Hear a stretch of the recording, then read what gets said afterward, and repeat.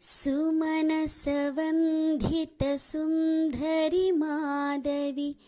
चन्द्रसहोदरि हेममयी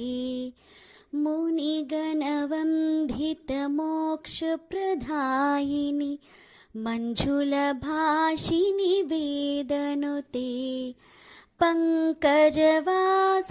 देवसुपूजिता सद्गुणवर्षिणि शान्तियुते जय जय हे मधुसूदनकामिनि आदिलक्ष्मि सदा पालय मां जय जय हे मधुसूदनकामिनि आदिलक्ष्मि सदा पालय माम् ऐकलिकल्मषनाशिनि कामिनि